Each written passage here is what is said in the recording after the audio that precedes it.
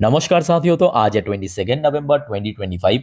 दोस्तों, बात करेंगे इस वीडियो में कुछ इंपॉर्टेंट कंपनी की शेयर्स के ऊपर। कुछ इंपॉर्टेंट अपडेट्स है, कुछ इंपॉर्टेंट न्यूज़ है, तो चलिए एक एक करके कवर करते हैं। तो सबसे पहले हम बात करेंगे दो कंपनी की शेयर्स के बारे में। देखिए, एक हो गया आपका हुडको, जो कि एक सरकारी कंपनी है। दूसरा हो गया आपका आईडीएफसी फर्स्ट बैंक लिमिटेड, जो कि एक प्राइवेट बैंक है।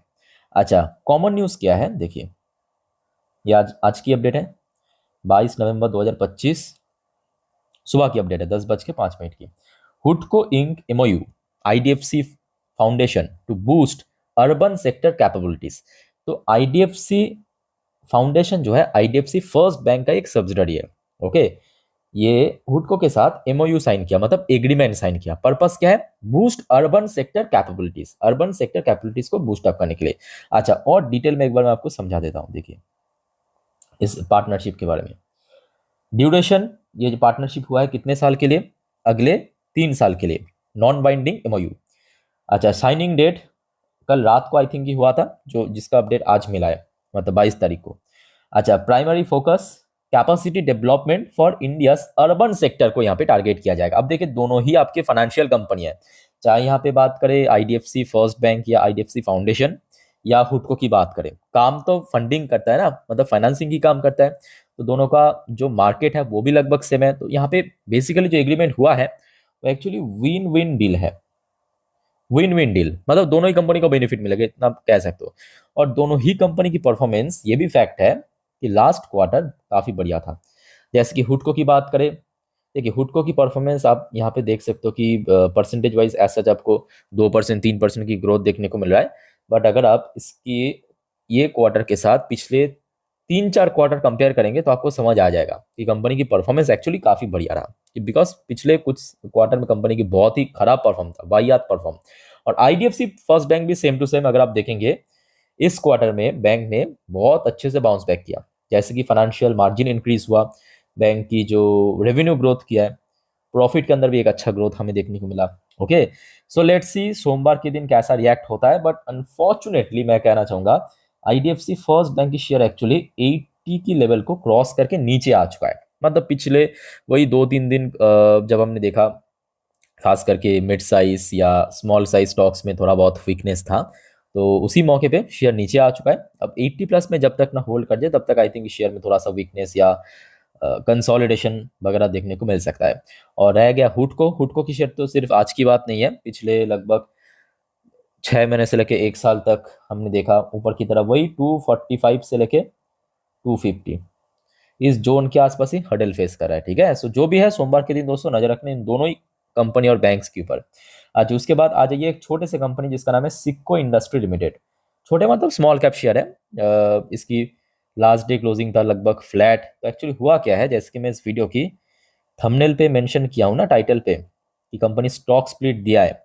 और रिसेंटली कंपनी उसका रिकॉर्ड डेट भी फिक्स्ड किया। ये देखिए कंपनी दिख रहा है ना यहाँ पे एनएससी की वेबसाइट में, स्टॉक स्प्लिट दिया है 1:10 रेशियो में। मतलब जो आज शेयर की फेस वैल्यू है 10, उसको कंपनी चेंज करेगा 1 रुपए में। ठीक है, और जिसका record date ex date company fixed है 27 नवंबर के दिन। तो मतलब एज पर रिकॉर्ड डेट आप अगर अगले हफ्ते 26 नवंबर या तो उसके पहले खरीदारी किया तो ही आप एलिजिबल बन पाएंगे स्प्लिट पाने के लिए। मतलब हार्डली 3 दिन बाकी है। अच्छा, इसका ब्रेकडाउन भी बहुत ही सिंपल है। ब्रेकडाउन क्या है कि आपके पास अगर इस कंपनी की एक शेयर है, just a single quantity share, और आप अगर एलिजिबल है ये स्प्लिट पाने के लिए, तो आपका क्वांटिटी वाइज 10 टाइम्स हो जाएगा। क्वांटिटी वाइज मतलब आपके पास अगर एक है वो 10 गुना हो जाएगा, 2 है तो 20 हो जाएगा, 5 है तो 50 हो जाएगा। इसी रेशियो में आपको मिलेगा, सिंपल। ठीक है, बाकी देखिए रिस्क की जरूर है बिकॉज छोटे कंपनी, बट प्रॉफिटेबल कंपनी है, इवन हाई ग्रोथ कंपनी है, जिस वजह से आपके साथ में शेयर कर रहा हूँ। बाकी देखिए यहाँ पे कोई भी आपको मैं बाई सेल की रिकमेंडेशन या सजेशन नहीं दे रहा हूँ। ठीक है, सिंपल इन्फॉर्मेशन आया है आपके साथ में शेयर कर रहा हूँ। देखिए परफॉर्मेंस वाइज काफ़ी अच्छी कंपनी, बाकी आपके ऊपर डिपेंड करता है। अच्छा, उसके बाद सर आ जाइए, एक और अपडेट है आपके टाटा पावर के ऊपर। Solid update. देखिए टाटा पावर की शेयर में एक्चुअली दिक्कत कहाँ पे हो रहा है कि टाटा पावर बार बार फेल कर रहा है 400 से लेके 410, इस लेवल को बार बार फेल कर रहा है। पिछले आप 6-7 महीने उठा लीजिए, इसी लेवल के आसपास स्ट्रगल किया। आप देखिए 6 महीने पे इसी लेवल पे स्ट्रगल किया। ईयर टिल डेट की बात करें इसी साल पे वही लेवल पे सेम स्ट्रगल किया। तो खैर इसमें हम बाद में बात करेंगे, पहले आप देखिए न्यूज़ क्या है। ये एक्चुअली कल रात की अपडेट है जो अभी मैं आपको दे रहा हूँ।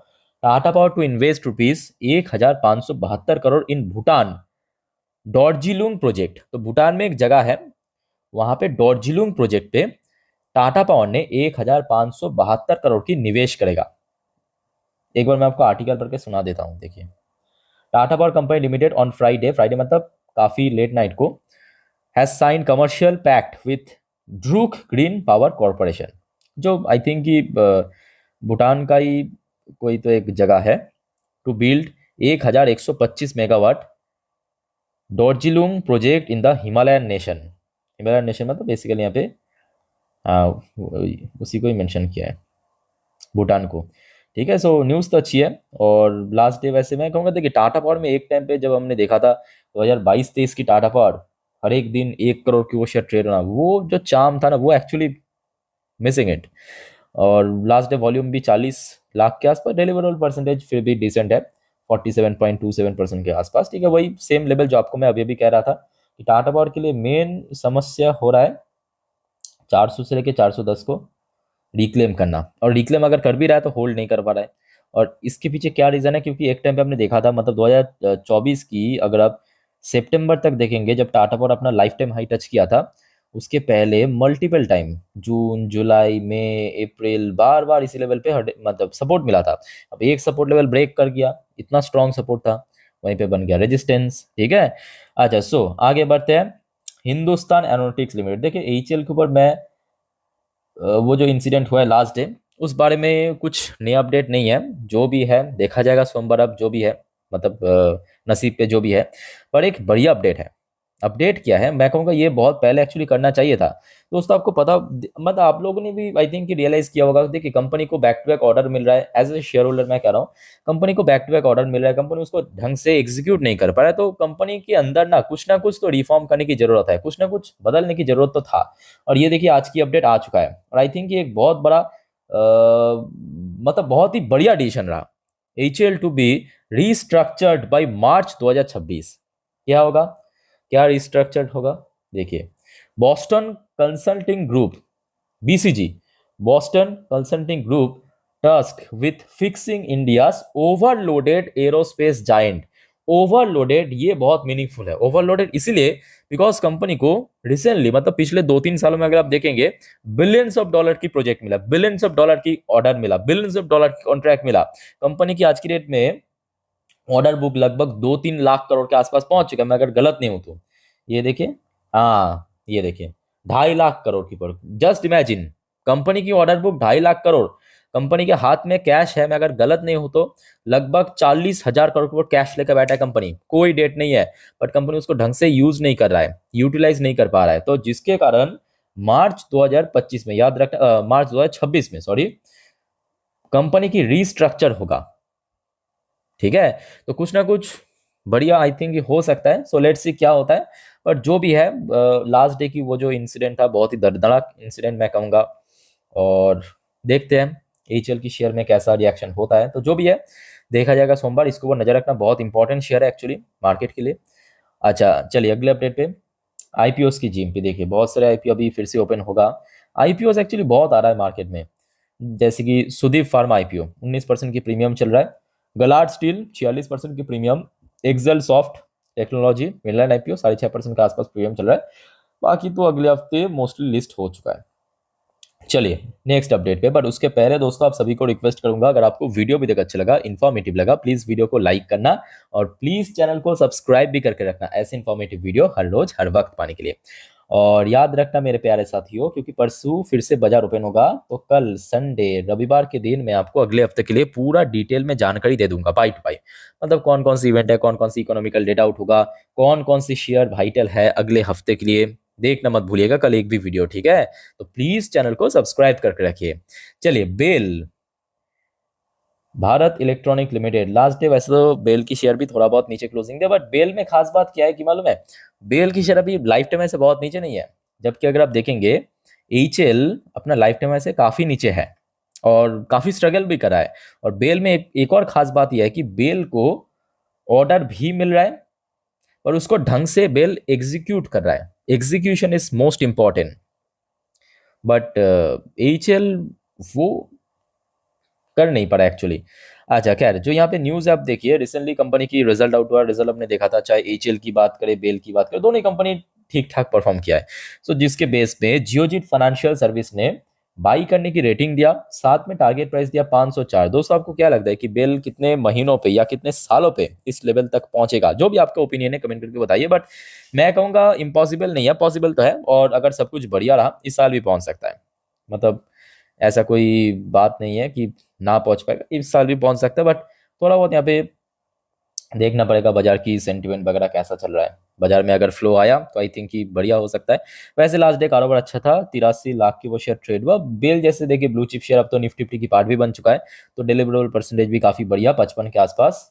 अच्छा, बेल की शेयर मैं कहूँगा काफी स्टेबल लग रहा है। अगर आप देखेंगे बेल की शेयर को पिछले 6 महीने की पॉइंट ऑफ व्यू से देखिए, जब से फिर से सितंबर में 400 का आंकड़ा क्रॉस के ऊपर पहुंचा, काफी स्टेबल लग रहा है, काफी स्टेबल।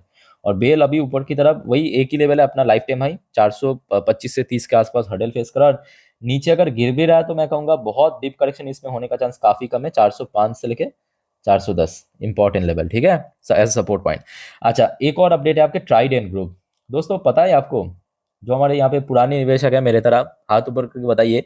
अरे बाप रे, मतलब इस ट्राइडेंट ग्रुप की जो परफॉर्मेंस था एक्चुअली 2019 20 21 22 तक, 22 की शुरू तक, भाई वो बहुत ही मिस करता हूँ। मतलब अगर आप देखेंगे ट्राइडेंट एक टाइम पे कुछ पैसे की शेयर था, मतलब लॉकडाउन के समय, अगर मैं गलत नहीं हूँ तो ये देखिए, हाँ, 70-80 वैसे चलने वाला शेयर मुझे अच्छे से याद है, क्योंकि उस दिन पे मैं कवर भी किया था ट्राइडेंट को।